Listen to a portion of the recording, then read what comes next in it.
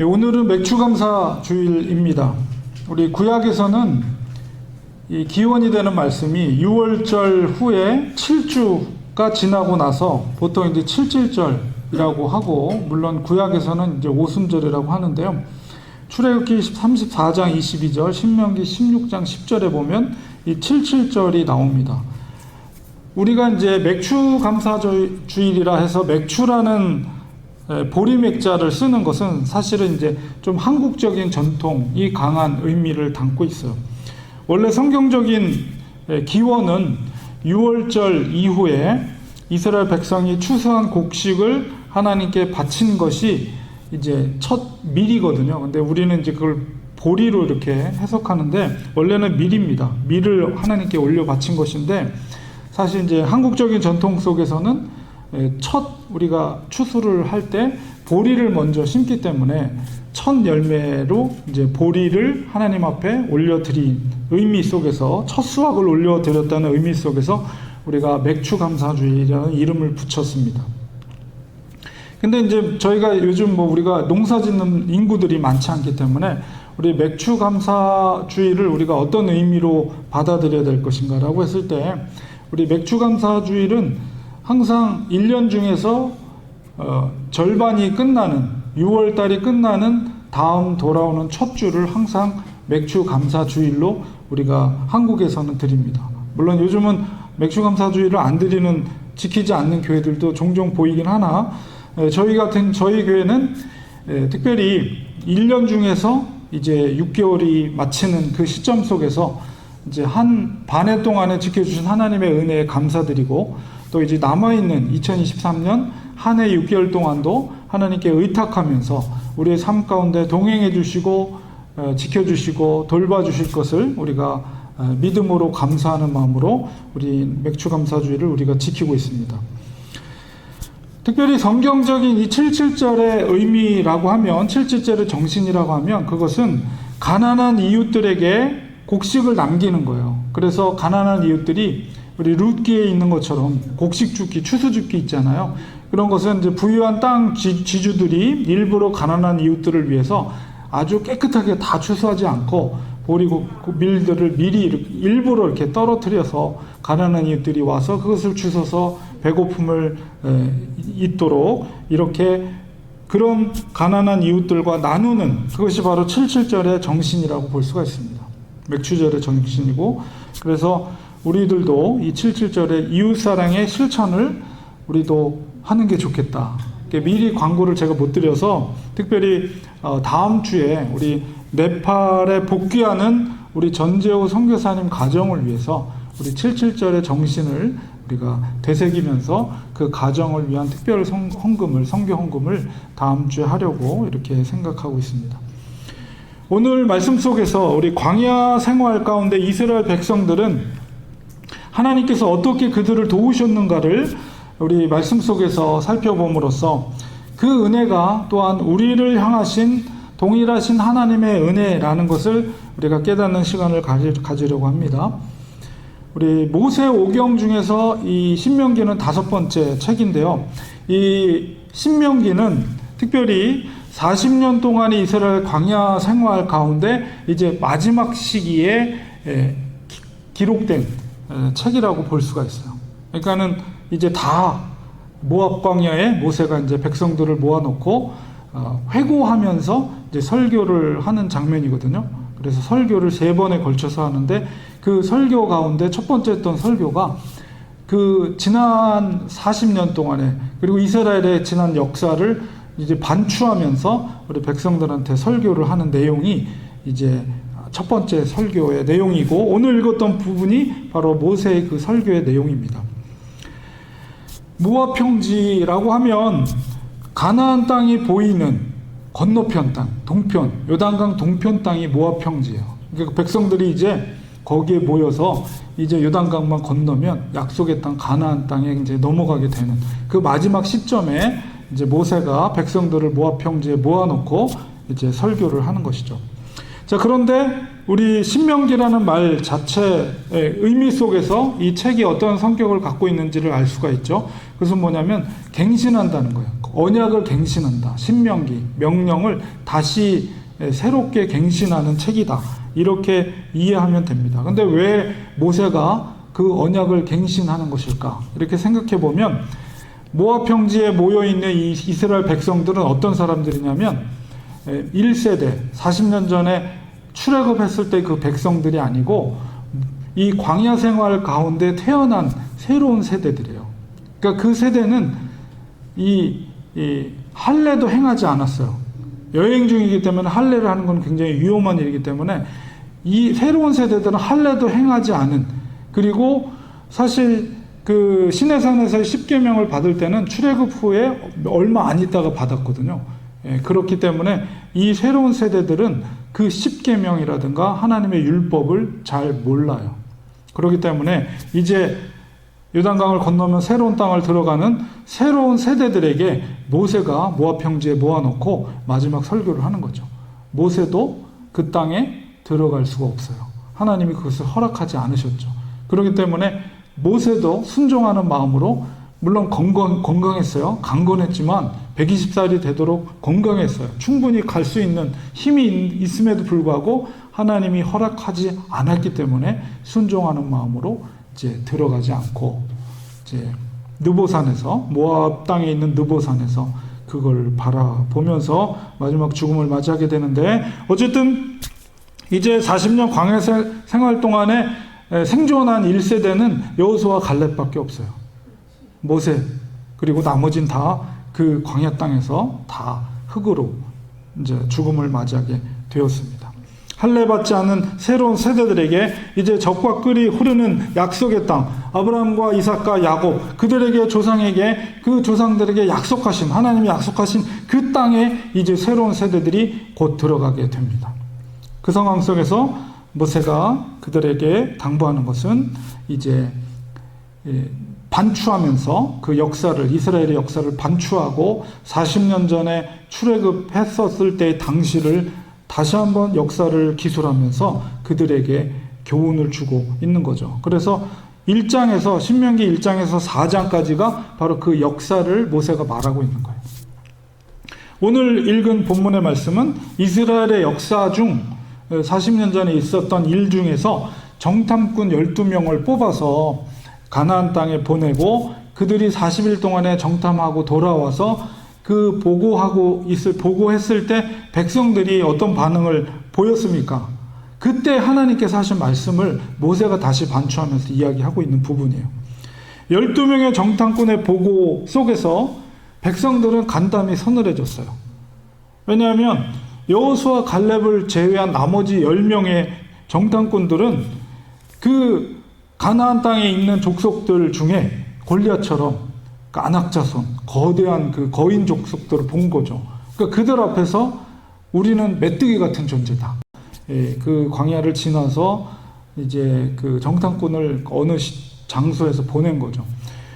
그랬는데 여호수아 갈렙의 보고, 여호수아 갈렙은 어땠습니까?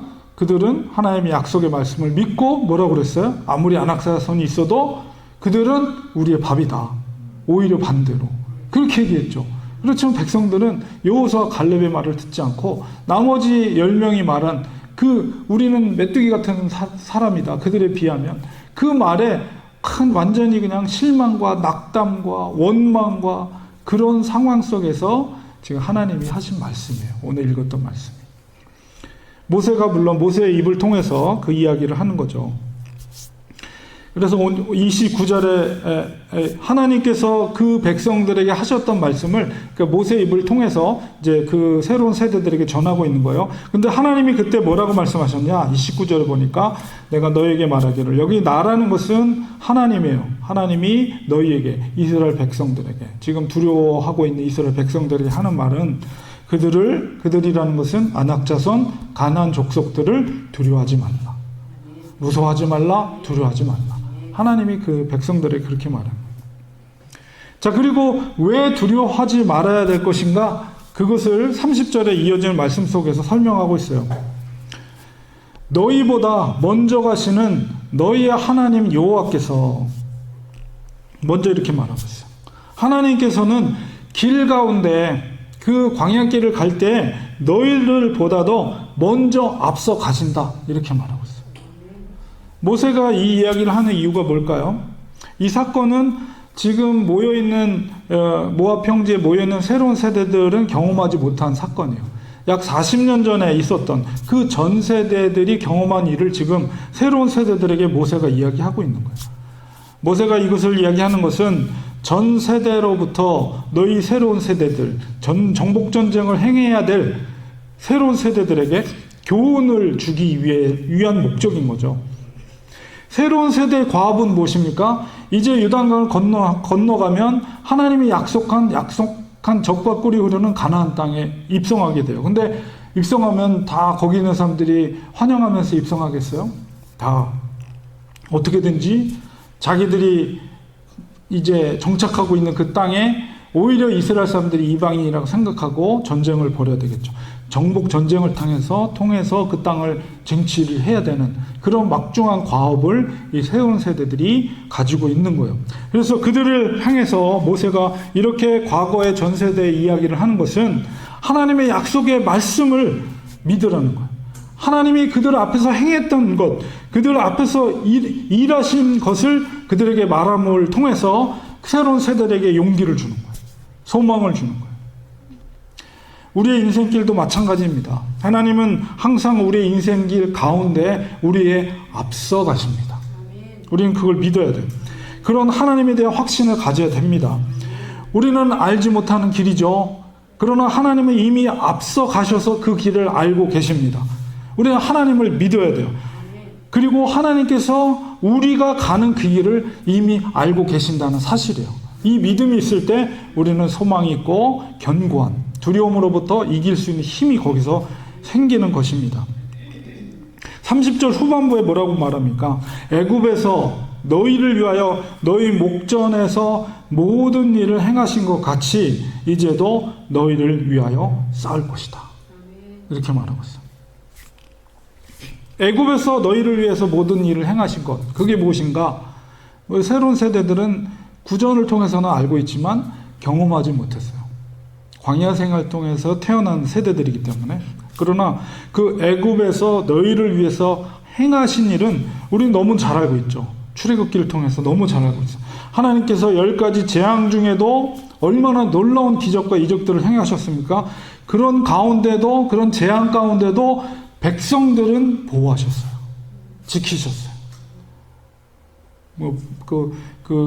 강이 피가 되고 이런 상황 속에서도 이스라엘 백성들은 온전한 물을 마시고 파리라든가 개구리라든가 이 독종 여러 가지 그 어둠 그런 엄청난 재앙 속에서도 하나님의 백성들은 지키고 보호하셨다는 것이죠. 그리고 출애굽할 때도 이집트의 바로가 그 군사들을 이끌고 뒤에서 쫓아올 때도 하나님께서는 불기둥과 구름기둥으로 그들을 가로막고 앞에 홍해바다가 가로막고 있을 때도 모세가 내리칠 때 정말 그 땅이 마른 땅이 바닥에 있는 바다가 갈라지면서 그 땅을 마른 땅처럼 이스라엘 백성들이 그 홍해바다를 건넜단 말이에요. 얼마나 놀라운 기적과 역사입니까? 바로 이렇게 내가 행한 것 같이 너희를 위해서 싸울 것이다. 이스라엘 백성들한테 다시 한번 이야기하는 거예요. 이렇게 하나님께서 말씀하시는데도 불구하고 백성들은 그 광야 생활 속에서 하나님의 그 위대하심을, 출애굽 당시의 그 위대하심을 쉽게 잊어버려요. 인간들은 그래요. 자기가 은혜 받고 받는 것에 대해서는 쉽게 당연한 것으로 받아들이고 하나님의 역사하심을 쉽게 잊어버려요. 당장 자기가 당하는 고통과 곤란함 속에서 그것 때문에 원망하지 결코 하나님의 그 위대하심을 기억하지 않아요. 대부분의 사람들이. 백성들의 우리 그 어리석음, 이스라엘 백성들의 그 어리석음을 우리가 생각하면 되게 어리석게 보이죠. 그런데 사실 우리의 그 모습입니다. 그게. 우리가 만약에 그 광야 속에서 있었게 된다면 과연 우리가 얼마나 자신 있게 정말 그렇게 여호수아 갈렙처럼 그렇게 담대하게 하나님 앞에 보였을까요? 사실 우리도 연약해요. 얼마나 사실은 광야 생활이 힘들겠어요. 당장에 그 광야 생활의 힘듦 때문에 하나님의 위대함, 과거의 역사 속에 행하셨던 하나님의 위대함을 우리는 그냥 쉽게 잊어버려요. 바로 그것이 우리의 모습이라는 것입니다. 우리는 이 시대 가운데 우리는 다른 광야를 걷고 있어요. 우리의 삶은 이스라엘 백성들이 걸었던 광야의 삶과 같습니다. 우리는 그러나 약속의 땅인, 그들이 약속의 땅인 가나안을 향해서 걸어갔던 것처럼 우리는 약속의 땅인 바로 천국을 향해 걸어가는 사람들입니다. 우리가 걷는 길이 아무리 힘들고 어려워도 앞서 행하시고 앞서 싸우시는 하나님의 약속을 우리는 믿어야 됩니다. 여기까지 와서 우리를 죽게 하십니까? 이스라엘 백성들이 얼마나 불평하고 그런 원망을 했어요. 그런 어리석은 이스라엘 백성들과 같은 태도를 우리는 가져서 안 돼요. 아무리 힘들고 죽을 것 같은 상황 속에서도 바로 여호수아와 갈렙과 같은 믿음을 가져야 합니다. 안악자손과 같은 거인을 만나도 우리는 믿음으로 뭐라고 고백해야 돼요? 그들은 우리의 밥입니다. 약속을 믿을 때 담대하게 이렇게 선포해야 돼요. 우리가 인생길을, 광야 같은 인생길 걸어가면서 여러 가지 어려운 점 만나죠. 우리가 감당하기 어렵고 정말 때로는 죽을 것 같아. 죽을 것 같아요. 그럴 때 담대하게 약속의 말씀을 믿고 선포하시기 바랍니다. 나를 공격하고 나를 힘들게 하는 저 세력들은 바로 우리의 밥입니다. 그렇습니까? 주님께서 내 인생 가운데 앞서 행하셨고 앞서 싸울 것을 믿기 때문입니다. 그 약속의 말씀을 나는 믿기 때문입니다. 그 믿음으로 우리는 걸어가는 것입니다. 믿음이 없이는 하나님을 기쁘시게 할 수 없다고 성경은 분명하게 우리에게 말하고 있어요. 우리가 믿음으로 선포할 때 하나님은 기뻐하시고 우리를 도와주십니다. 의인은 뭘로 산다고요? 믿음으로 사는 것입니다. 여호수아 갈렙 같은 믿음을 우리는 가져야 됩니다. 믿음의 선포대로 하나님께서 이루게 하실 줄 믿습니다. 하나님을 향한 그 견고한 믿음에 설 때 우리는 인생길 가운데, 광야 같은 인생길 가운데 우리는 승리할 수가 있고 약속의 가나안 땅, 약속의 천국에 우리는 입성할 수가 있는 것입니다. 우리 31절에 보니까 백성들을 향한 하나님의 마음이 무엇인가를 설명하고 있어요. 광야에서도 너희가 당하였거니와 사람이 자기의 아들을 안는 것 같이 이렇게 표현하고 있습니다. 너희가 걸어온 길에서 너희를 안으사 이곳까지 이르게 하셨다라고 하나님께서 말씀하셨어요. 광야 같은 길을 걸어가는 백성들을 향한 하나님의 마음이 바로 이것입니다. 하나님은 하루도 빠짐없이 365일 하루도 빠짐없이 40년 세월 동안 백성들을 사랑으로 지켜주셨어요. 절대로 백성들을 고와 같이 내버려 두지 않습니다. 365일 24시간 하나님의 눈동자는 자녀를 사랑하는 아버지의 마음처럼 한시도 한눈 팔지 않고 백성들을 지켜보고 계신다는 거예요. 앞서 걸어가실 뿐만 아니라 앞서 싸우실 뿐만 아니라 항상 매 순간마다 하나님 아버지의 시선은 백성들을 향해 있다는 사실입니다. 이 말을 하고 있는 거예요. 동일하신 하나님, 이 시간에도 동일하신 그 하나님께서 우리를 지켜주신 줄 믿습니다. 하나님은 사랑의 눈길로 항상 우리를 바라보고 계십니다. 하나님 품 안에 우리는 놓여 있는 줄 믿습니다. 우리 마음이 하나님께로 향할 때 하나님의 그 따뜻함을 느낄 수가 있어요. 하나님의 보호를 받을 때 우리는 안전합니다. 우리의 믿음이 항상 그 믿음이 항상 우리에게 있어야 돼요. 아버지의 마음, 아들을 사랑하는 그 아버지의 마음. 우리 인생길 우리는 때로는 외롭기도 하고 나 혼자 있는 것 같기도 하지만 절대로 하나님은 우리를 고아처럼 내버려두지 않는다는 거예요. 그런데 이스라엘 백성들이 어떻게 했는가? 1장 32절에 보니까 이스라엘 백성도 하나님을 믿지 않았다는 거예요. 신명기 1장 32절 오늘 이 말씀 속에 너희가 너희 하나님 여호와를 믿지 아니하였다. 하나님이 이토록 너희들을 돌보고 너희들 앞서 행하고 너희들 앞서 싸우고 너희들 아들과 같이 아버지의 마음으로 지켰는데도 그 아버지를, 그 하나님을 너희들이 믿지 않았다는 거예요. 우리는 하나님을 전적으로 의지하고 신뢰합니다. 우리가 이 자리에 있기까지 하나님께서 우리를 인도해 주신 거예요. 하나님의 세밀하신 손길이 우리의 인생 가운데 우리를 지키시고 우리를 여기까지 오게 하신 것입니다. 우리는 그 사실을 믿어야 돼요. 그렇기 때문에 감사해야 합니다. 하나님 앞에. 우리 자녀들이 부모님께 고맙습니다, 감사합니다, 여러분 그런 말을 들을 때 우리 부모님의 마음이 어떻습니까? 정말 따뜻하잖아요. 자녀들이 뭐 비싼 거 귀한 거 주지 않더라도 정말 공손하게 정말 잘 키워주시고 지금까지 돌봐주셔서 너무 감사합니다, 고맙습니다, 이 말만 해도 얼마나 우리가 부모의 마음이 따뜻해져요. 하나님 아버지도 그렇습니다. 똑같아요. 우리가 하나님께 지금까지 지켜줘서 고맙습니다, 감사합니다, 하나님의 은혜였습니다, 이렇게 고백할 때 하나님께서는 기뻐하십니다. 우리 하나님 인격적인 분이에요. 우리 예수님도 때로는 슬프면 눈물을 흘렸죠. 나사로가 죽었다는 소식을 들었을 때 눈물을 흘렸어요. 그리고 정말 성전에서 장사하는 사람들을 볼 때 화도 내셨어요. 욕도 하시고 심지어는 화도 내셨어요. 그게 어떤 의미를 갖고 있습니까? 하나님의 아들이신 예수님도 인격적인 분이에요. 슬플 땐 울고, 배가 고플 땐 배가 고프고, 화가 날 땐 화가 나고, 하나님도 똑같아요. 하나님도 인격적인 하나님이십니다. 예수님처럼. 그렇기 때문에 우리가 사랑하는 자녀들이 그 아버지께 고맙습니다, 하나님의 은혜입니다, 내가 살아가는 것이 하나님의 은혜였습니다, 이렇게 고백할 때 하나님은 너무 기뻐하세요. 우리 삶 가운데 베풀으신 하나님의 그 은혜에 우리는 늘 감사해야 됩니다. 그리고 감사할 뿐만 아니라 고백해야 돼요. 우리가 감사하고 고마운 마음이 있는데 그걸 고맙다고 부모님께 말하지 않으면 잘 몰라요. 우리는 고백해야 돼요. 사랑합니다, 고맙습니다, 감사합니다.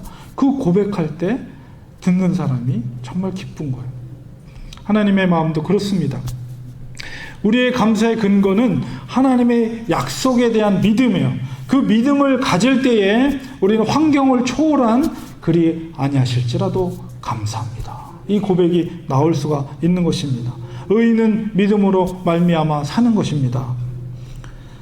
우리 33절에 보면 하나님의 세심한 배려를 하나님께서 직접 말씀하고 계십니다. 하나님은 먼저 길을 가시며 장막 칠 곳을 찾으셨다, 이렇게 말하고 있어요.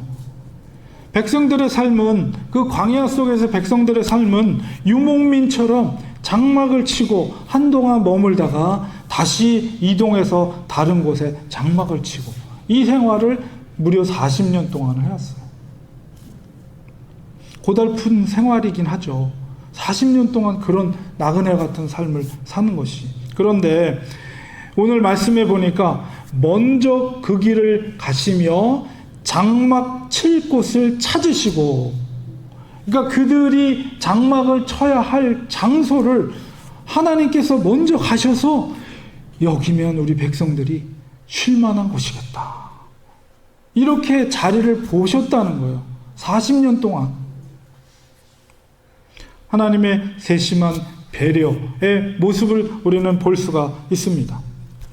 장막은 물론 일시적인 곳이죠. 그러나 장막을 칠 때 가족들이 쉼을 얻을 수가 있어요. 그 광야 생활 속에서 나름대로 안정된 생활을 할 수 있는 공간이 그 장막을 칠 수 있는 공간입니다. 그 시간과 장소를 하나님은 세심하게 배려하셔서 그곳을 준비하신 것입니다.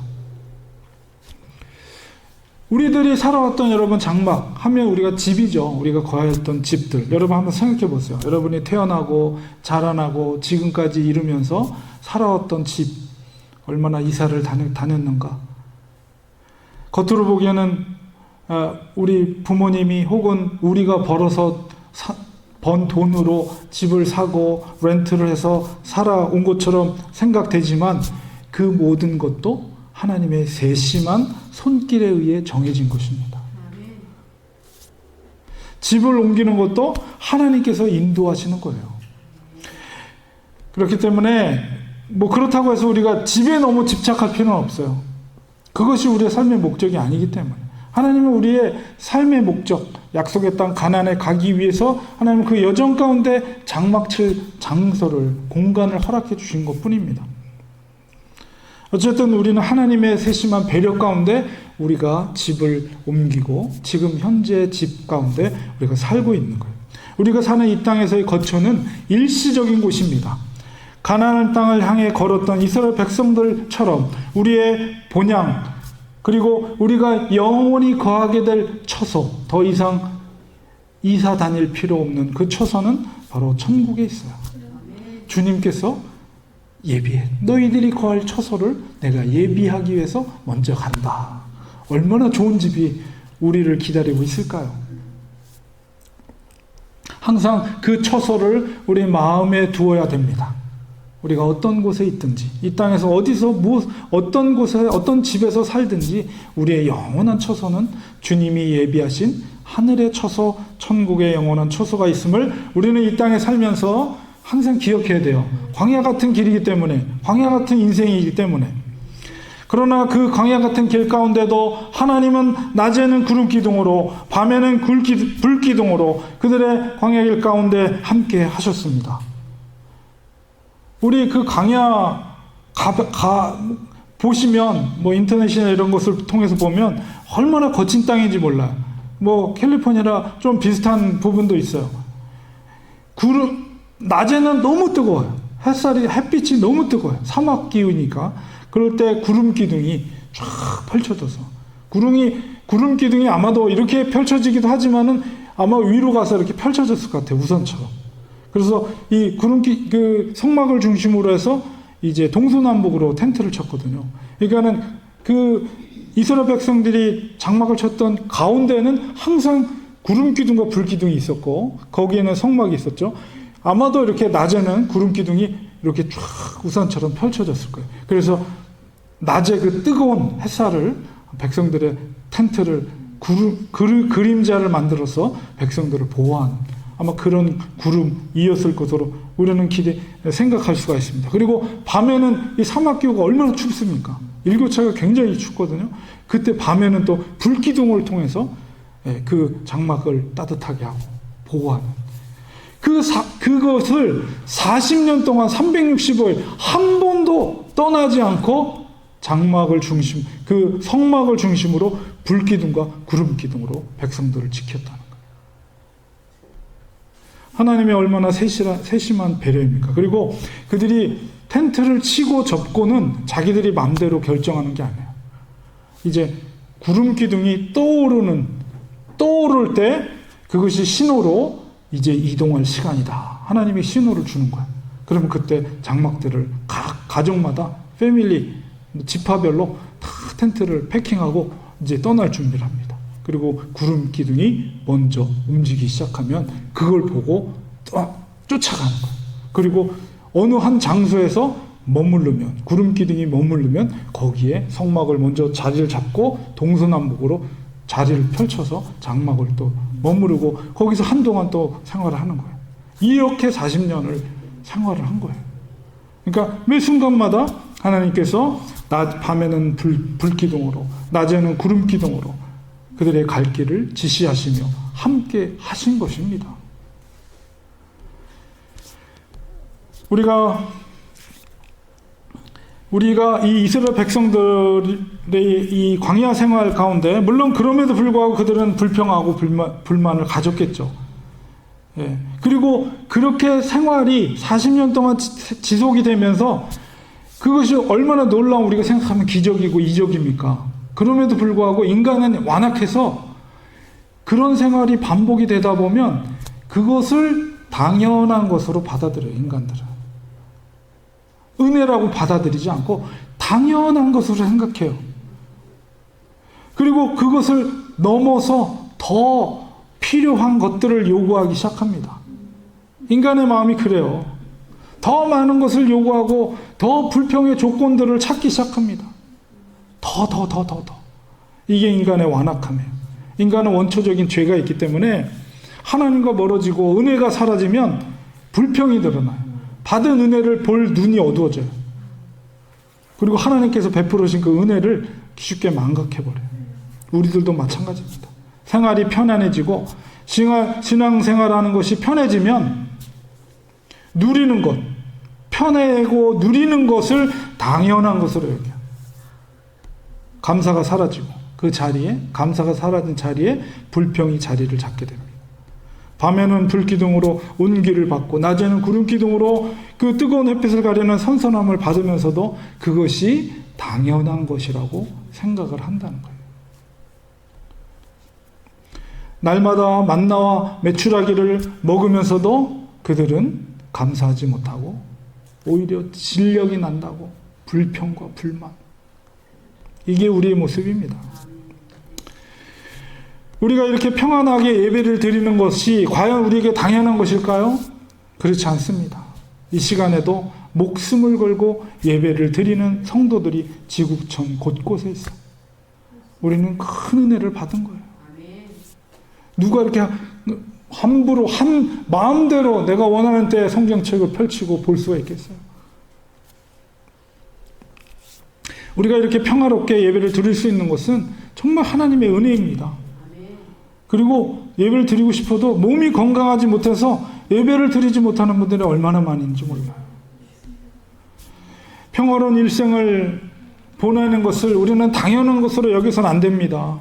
누군가의 희생과 누군가의 수고, 땀 흘림을 통해서 그 열매를 우리가 누리고 예배를 드리고 있는 거예요. 그렇기 때문에 우리는 하나님 앞에 항상 겸손해야 됩니다.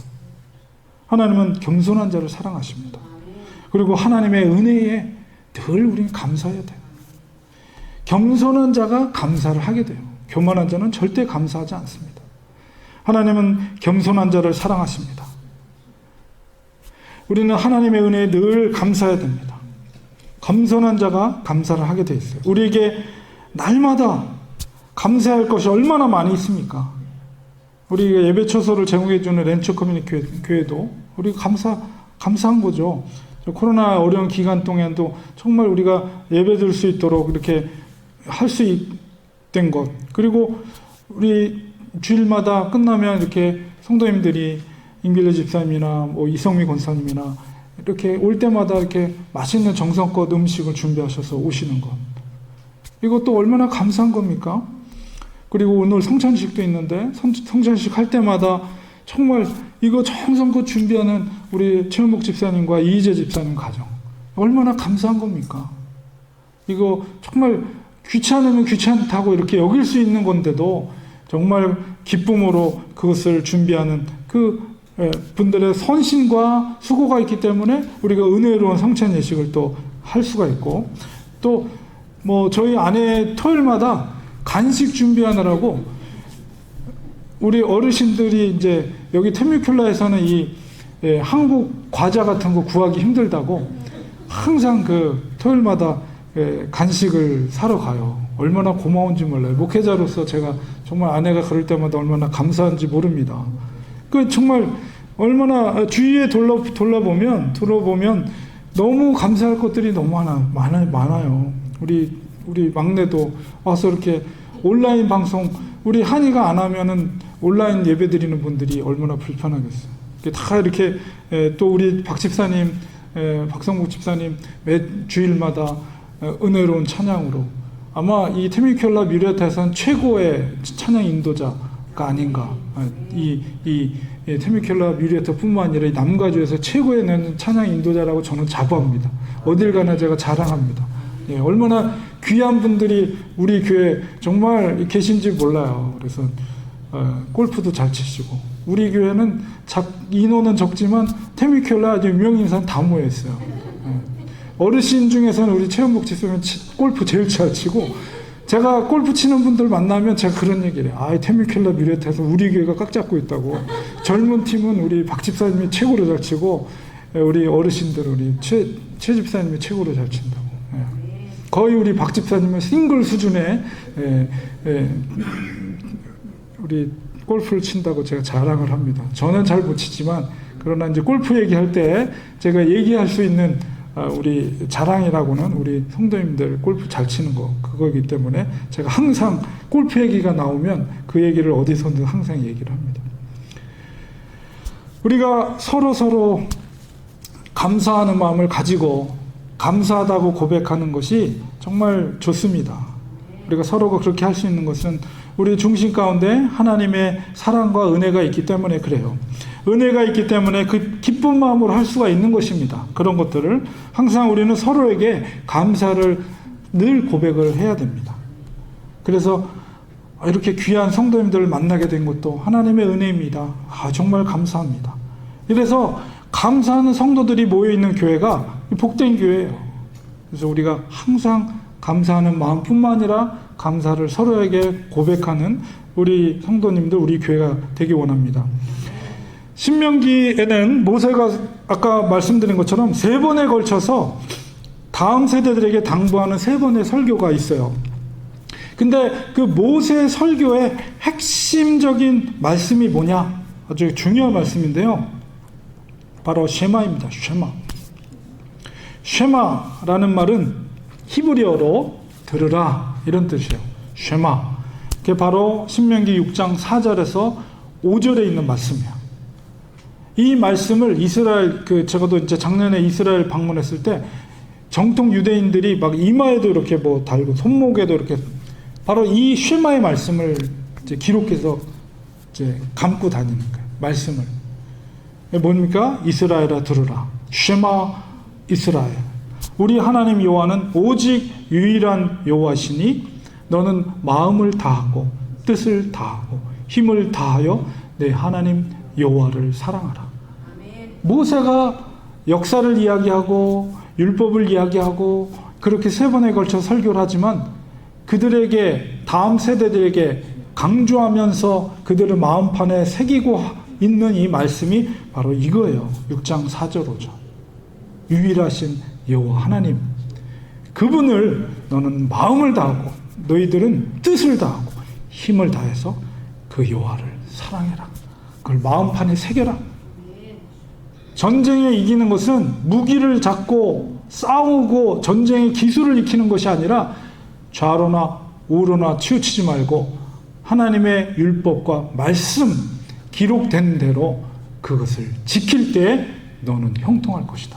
모세가 여호수아에게 말한 것이고 바로 지금 이 말씀을 백성들에게 모압 평지에 모아놓고 새로운 세대들에게 이 말씀을 그들에게 전하고 있는 거예요. 쉐마 이스라엘 아도나이 엘로헤나 아도나이 레하드. 이게 바로 유일하신 여호와 하나님. 들으라 이스라엘이여, 우리 하나님 여호와는 유일하신 하나님이니 그 하나님을 마음을 다해 뜻을 다해 힘을 다해서 사랑하라.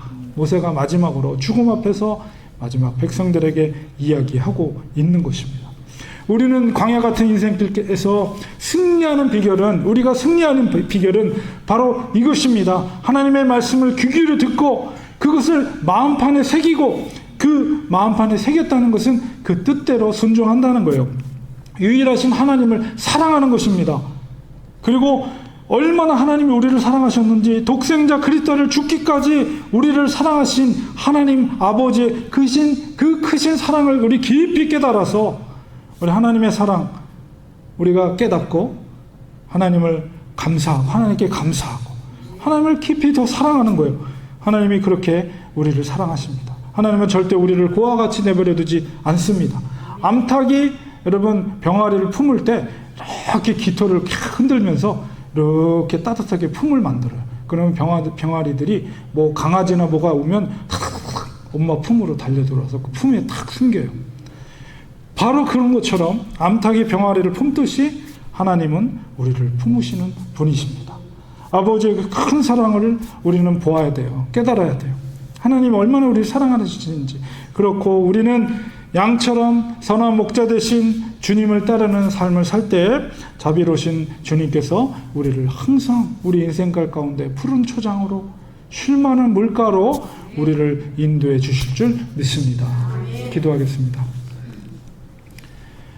하나님, 2023년이 시작한 지 엊그제 같은데 벌써 6개월이 지나고 새로운 또 한 주가 시작되는 첫날, 첫 주일날 우리 하나님 앞에 맥주감사주일로 감사 예배를 올려드립니다.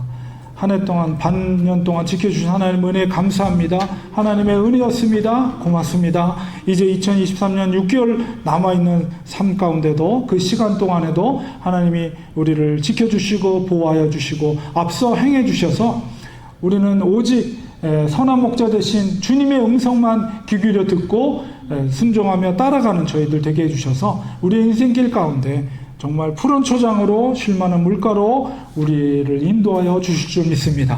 하나님 말씀에 순종하는 저희들 되게 하여 주시옵소서. 하나님을 사랑하고 하나님께 감사하는 우리가 되게 하여 주시옵소서. 예수님의 이름으로 기도리옵나이다. 아멘.